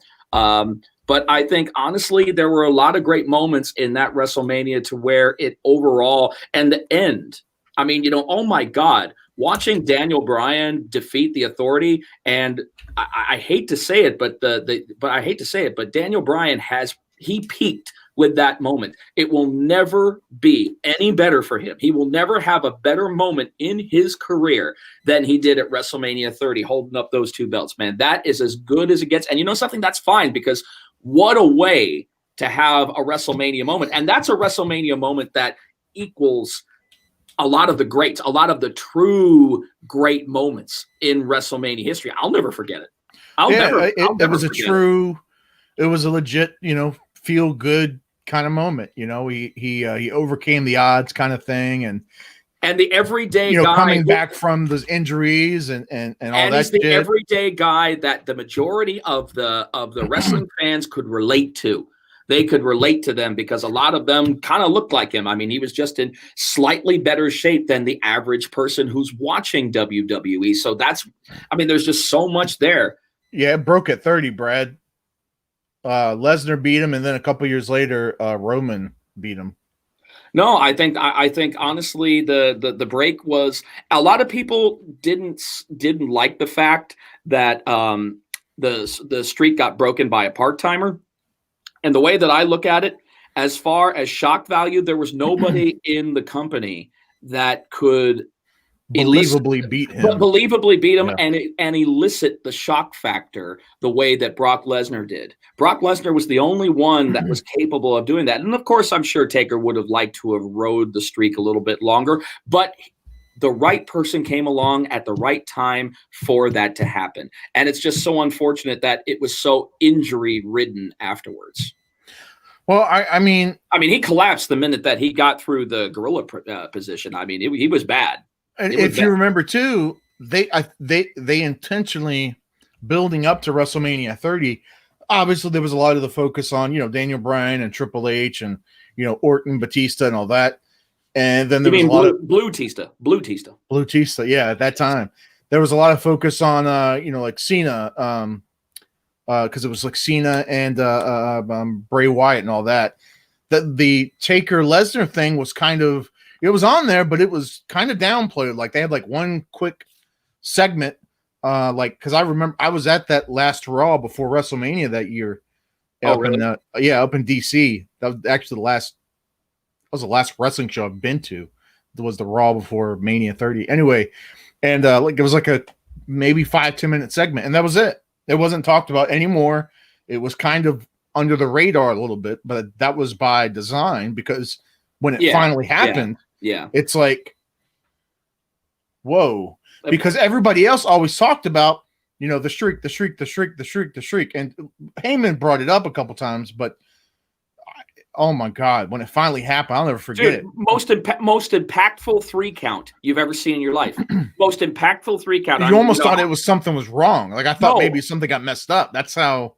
And the thing about it is, you're looking for that pop up, because as soon as that 3 comes down, you know, of course that you know, the hard cam side of the crowd pops up. That didn't happen.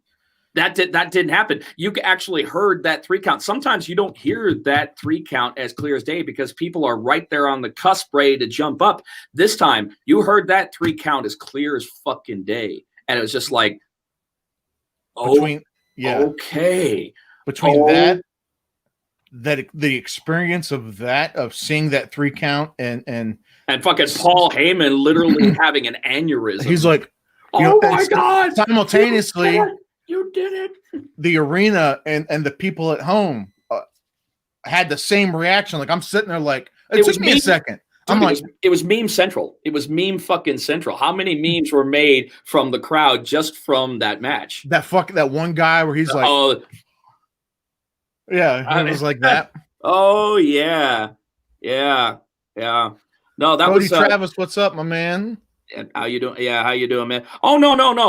You know, we definitely love the WWE talk. I want to talk for a second about this past WrestleMania. For me, the moment that really did it for me was Sasha Banks and Bianca Belair. Man, that was a hell of a fucking match, and that was. Bianca really showed her incredible talent. We had seen it before, but I had never seen so much enthusiasm on her behalf this time. I mean, I had seen it before in NXT, but never on display like she had it there. No, she had the WrestleMania moment, man. I mean, if there was anybody who ever appreciated and milked every single second of her WrestleMania win, it was definitely Bianca, man. You saw jubilation, elation. You saw actual emotions. I mean, and which, you know, sometimes it happens with certain people. Sometimes people, you know, they refuse to break character on their emotions and kind of go with it. But Bianca absolutely was in the moment of what happened to her. And dude, it almost brought a tear to my eye. It was absolutely fucking beautiful. Yeah, it was a good moment. I hate to say it, you might be right. I mean, that was probably the moment of over the course of the 2 days. I mean, I think so. I think it was. I think it was because because I'm going to tell you, I was expecting so much for the main event of day number 2, and it just let me down so much. Let's see. No, I agree with you, Mike. I actually find it's interesting because I have found myself, I watch replays of AEW. I at least I'm up to date on almost all the storylines with AEW, and I don't keep up with shit with wrestling anymore. No, but AEW, there's been a few storylines that have caught my attention. I'm not gonna lie. They're not investing in characters the way that they used to. There's a different way that professional wrestling introduces a character, keeps a character storyline going, and they absolutely kill like the shit that happened with The Fiend. I feel so bad. I feel so fucking bad for Bray Wyatt. I feel so bad for fucking Bray Wyatt because every time they build him up as a monster fucking heel, they knock him back for some stupid shit because they think. Oh God! Yeah. Look at this question, Jeff. This is going to take like 30 minutes. Oh my God! I mean, you know, this is for the true wrestling fan. For the true wrestling fan is going to look at this in so many different genres in so many different ways. It's loaded. You want to? I'll tell you what. Let's do this. But just don't even really don't discuss it too much. Just shot out of the barrel, right off the top of your head. Of all time, any organization, just out the barrel. I don't want to hear an explanation like why. Just shot out the barrel. Who's your top 5? No order necessarily at who's 1 or who's 5, but I'm not going to do that. I'm just going to give a shout out the barrel. I'm going to give a shout out the barrel. All right, you go first. You want me to go first? I want you to go first. Shot out of the barrel. Okay. Top 5 wrestlers of all time. I'm going to have to include Flair. I know that might sound cliche, but it's not cliche at all. Right. No explanation. That's right. We're just going to shoot it out. I'm not going to give too, because we'll take an hour talking about this shit. Easily. Flair, Taker,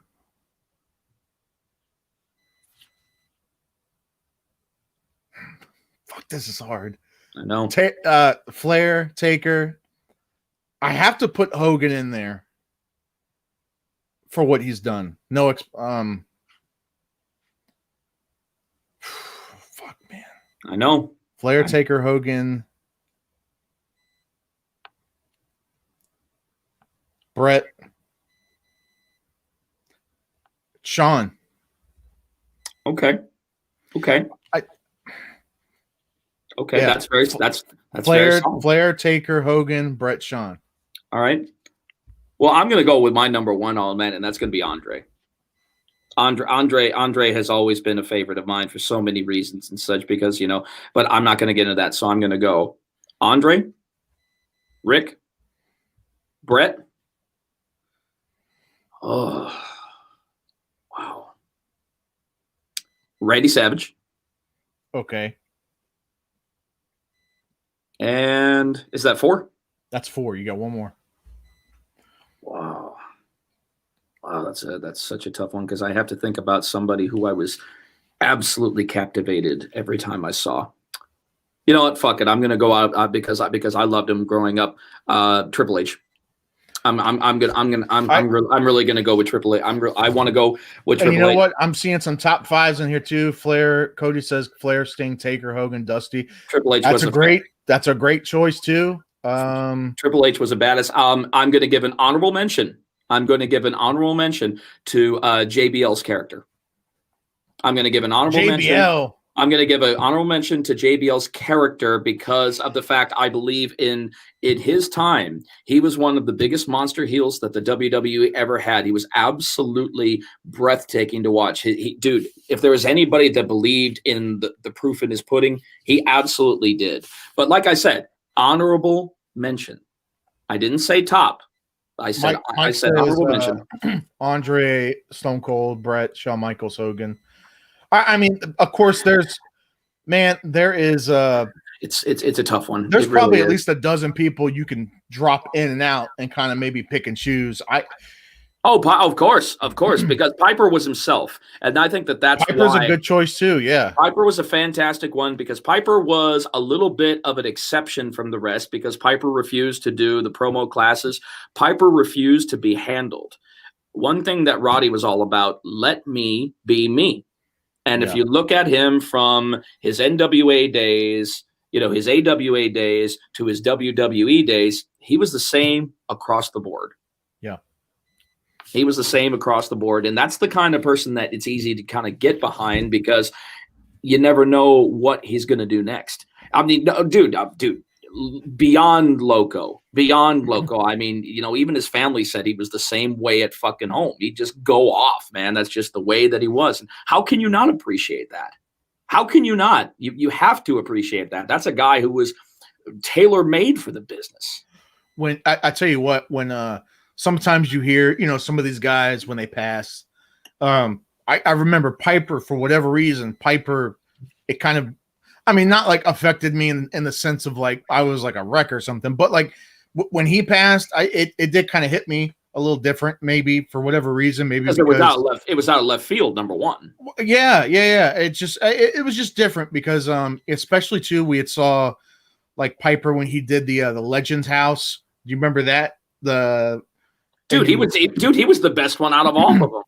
And you really saw him, like you saw how good of a person he was, he was crazy, but you could tell he had like a good nature.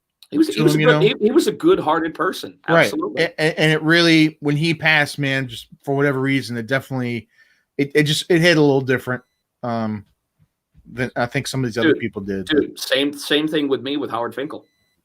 Well, sure, I can understand. Yeah. Same thing with me when that hit me hard. I mean, I'm not the kind to cry when somebody passes, but I shed a couple of tears for Howard because Howard kind of helped. Howard, in a way, helped send me on my journey. What was a bigger effect, Gene Okerlund or Howard Finkel? I think Gene would probably have to be a little bit more because of the fact Gene. Oh God, all the hats that Gene wore. Yeah. So many hats. And if there was anybody who was always on, I mean, I've seen his outtakes and I've seen, his blooper reels and, he fucked up just like everybody else. But when he fucked up, he'd usually go on some kind of like cursing rant. And it was so funny to watch. It was so funny if you get an opportunity to go on YouTube and watch the blooper reel of Mean Gene, dude, it's funny. He was fucking funny when he had a flub, man. He was hilarious, man. He knew what to do. Like I told you, I told you the story that I was very fortunate at an indie show that I got a chance to commentate with him. Yeah, yeah. And it was just amazing working with someone like that who absolutely had that in his veins. Oh, yeah. Yeah. The 15 straight minutes. Make me happy. Oh, baby, Can I tell you something as a friend? No, can I tell you something as a friend? Yeah. Come on in if you would, please. You're the shits. You really are. You're the worst I heard. Don Ho is not going to be out of business. Meeting Nikolai Volkov, the Russian. Come on. I beg your pardon? Listen, Jim. Yes, Iron Sheik, the great 1984 Turkey tournament. Look how easily he goes back. I really don't care about that stupid idiot Turkey tournament. Stupid idiot. Look at his son. Look at him. Now that redneck stay down. I'm not interested that idiot Turkey tournament. Potato the turkey. Oh my God. Okay, we could watch this forever. So yeah. Oh my God. Everyone, Howard Cosell. Speaking of sports, tonight, Greg Valentine, a premier athlete. Premiering all right. What we have here is wraparound cut number 1, featuring I didn't know did he do this is going to be for Birmingham, Alabama. And we've got 3 cuts here.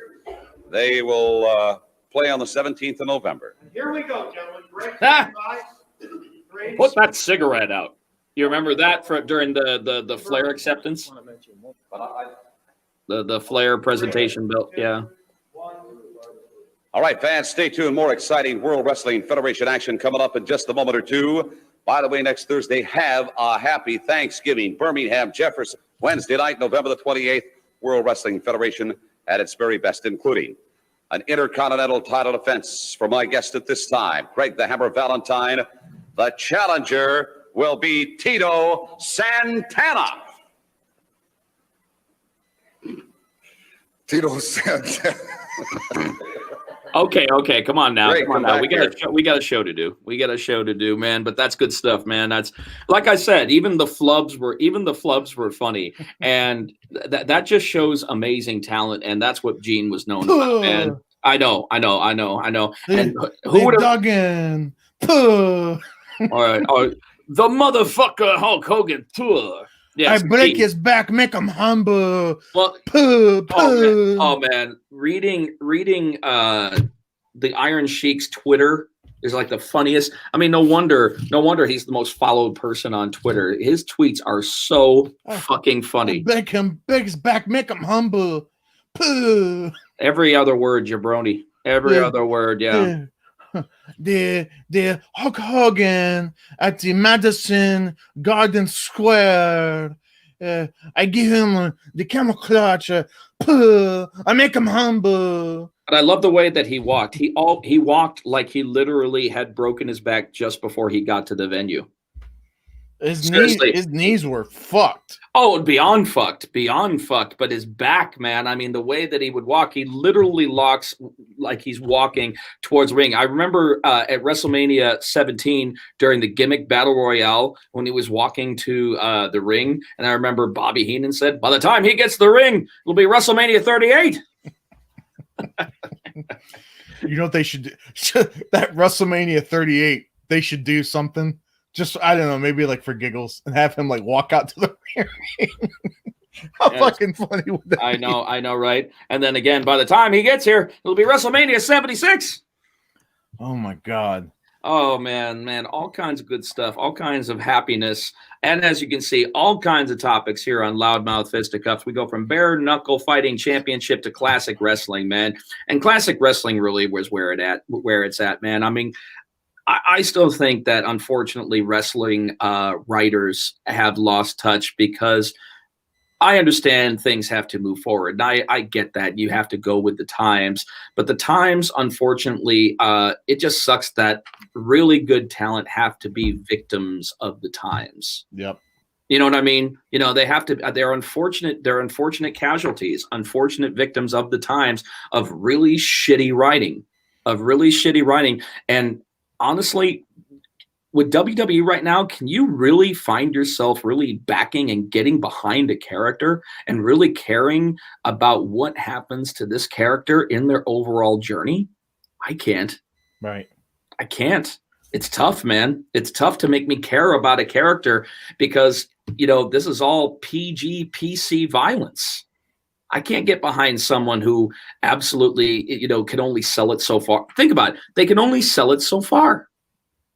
I can't get behind someone who goes into it with an attitude, knowing that they're literally, you know, having their nuts chopped off creatively, saying I can only back this person so far because they can only go so far. And it's so sad. You know what? Speaking of wrestling, I've almost wanted to, and I'm sure he'd probably talk about it if you asked him. I've always wanted to ask Josh Burns about his fight with Lashley. Oh yeah. Unfortunately, I believe he lost that fight via rear naked choke. Yeah, second round rear naked choke. Yep. Would have been interesting to see, you know, being in there with just a physical specimen like Bobby Lashley and how he gravitated, or at least in his estimation, how a professional wrestler made that gravitation towards MMA. I mean, it's that amateur background is what it is. It's oh yeah. It built him up for that, absolutely. But he's also got, apparently, you know, because he's putting submissions into the game, so therefore he's, you know, he adapted towards the grappling set, not just the wrestling side, but the grappling side on top of that, in order to secure those rear naked chokes. And come on, with that upper body, you're telling me that you can't, you know, generate ridiculous torque? God, 15-2. Is that what his record was? That's his MMA record right now. Dude, that's an impressive record for someone who is primarily known and synonymous as a professional wrestler. I mean, yeah, he's beaten Josh Burns, Bob Sapp. He fought Bob Sapp in 2009. Well, you know, unfortunately, Bob Sapp was only, I mean, Wes Sims. Yeah, that's another big one. Another big name. Yep. So he fought some big guys, and 15-2. I mean, there are people in the UFC that don't have a record like that. So I mean, that's impressive. But I think, unfortunately, age has kind of caught up with him, and I don't think that he is going to make the run anymore for any kind of Bellator heavyweight championship. No, he's 44. You remember they were talking about? Yeah, he's my age. I know. Dave took a picture with him, and they were talking about. I remember. Bareknuckle. He was talking about it. Of course. I mean, wouldn't he? Why wouldn't he? Matter of fact, back then when that was first announced, I made a post about it, and I think Lashley he shared my post or something on Twitter. So they were talking about it, but of course he did, because they were talking about it. What are you trying to say, that you're lukewarm? Yeah, always. I never go below room temperature. Well, of course not, because look at your skin. You're never in the sun. First off, that's the light. I'm not as white as it makes me out to be. See, dude, that made it worse. Man. You got two sides of the moon. Man, you got a full moon on the north and south of slopes. I don't know what that means. Guys, I tell you what, that means your ass is as white as your face. Okay, I get you. We appreciate you for tuning in. We're going about an hour and 40 here. Man, oh man. Apparently he's been that. But what is Cody saying? Yeah, you're absolutely right, Cody. A lot of guys don't stay in character, unfortunately, like they used to. I definitely believe Taker's onto something about that. There's so many people that, break a little bit too much character. But then again, kayfabe is not exactly something that's sacred anymore. I mean, come on. There have been so many. Dude, kayfabe was broken way before Beyond the Mat came out. The exposure of the business has happened so many different times. Way, like I said, before documentaries started saying that they were the ones that, quote unquote, exposed the business. Do you collect any type of like figures or anything? Dude, I used to. I'm going to tell you, when I was probably, I was about 11 or 12, I actually had the entire LJN run. And I wish if I knew then what I knew now, I'm going to tell you something. That would have probably bought me a brand new Jeep Rubicon by now. I don't know about that, but they're the sought after ones. The LJNs in pristine condition, and everyone I had was in the box. That fucking 1-2-3 kid, LJN. Oh my God, that one's that's hard to find. Yeah, that's hard to find. The Big Boss Man LJN. Out of the box, yeah. That fucking 1-2-3 kid out of the box, even if it's a little fucked up, will still go for a few $100. Few hundred, dude. One in the box will go for like $5,000. I know. I'm talking about out of the box though. If if you go to the flea market and you find one that's all jacked up, which I've never seen. Even that's a couple $100. No, you're right about that. But pristine in the box. Dude, that's easy $5,000. Speaking of the 1-2-3 kid, that takes me back to my favorite Raw match of all fucking time. And I still think it's the best wrestled Raw match ever. 1-2-3 kid and Bret Hart for the WWE title in 93. Look that match up. Oh my fucking God, man. 1-2-3 kid back then, I'm gonna tell you, he was brand new in the mainstream. And if anything got him noticed, as far as I'm concerned, it was that match that he had with Bret. Dude, absolutely. I have never seen Bret give that much accolades after a match. I mean, I've seen him give respect, but not like this after that, dude. I mean, seriously, man, he was hugging the dude, and Bret hardly hugs anybody. Right. To get that kind of respect, and he was a rookie upon rookie upon rookie. You remember when he first debuted, they could never make up their mind what they called him. They called him the Kamikaze Kid, the Cannonball Kid, and when he got to the infamous Razor thing, he was just the Kid. Right. He was just to get that kind of respect. Oh, sorry. Seriously. By then, he was just the Kid. They were running out of fucking names for him, and then of course that led to the 1-2-3 Kid with that, and that made actually.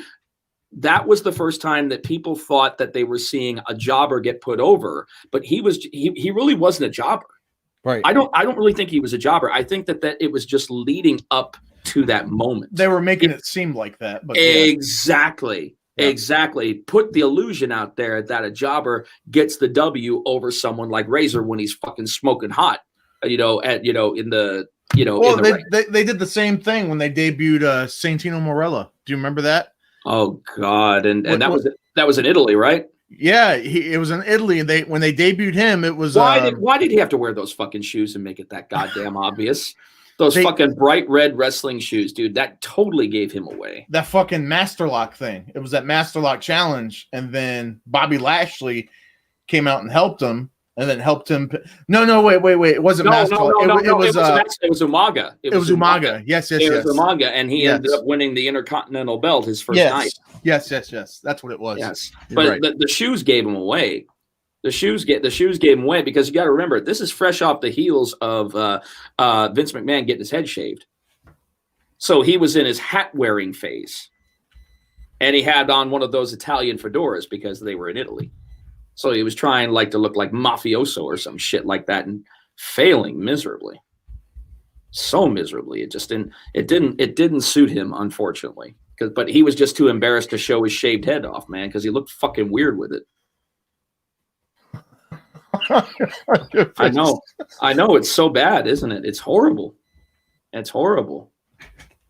100%. Look, man, I gotta roll. We gotta run. Seriously. No, he's got to run. Listen, I'm doing just fine. Well, hey, you can stay on if you want. You're more than likely. No. It doesn't work unless I'm making fun of you. All right. So you need me, is what you're saying. Don't let it go to your head. That's what you're saying. That's what you're saying. Don't let it go to your head. Just like you say, don't let things go to my head. Right. Don't let that go to your head. But I'll accept it. You need me. I got it. That's all we need to say. Loudmouth Fisticuffs, episode 36. We thank you so much. Josh Burns, we thank you so much, brother, for coming on short notice. Awesome, we appreciate fucking show. it. Thank you so much, man. That was a fun hour, wasn't it? We're almost 2 hours now. Well, no, hour I mean, with him. Yeah. And we appreciate you so much, everybody, as always, for tuning in and giving us your comments. We can't say it enough. Thank you. It's what makes the show. So, and remember, BKFC 17 coming up next week, next Friday. Check it out on BKFC.com and the BKTV app from the Boutwell Auditorium in Birmingham, Alabama. The first ever state-sanctioned bare-knuckle fighting event in Alabama state history. We're making history once again.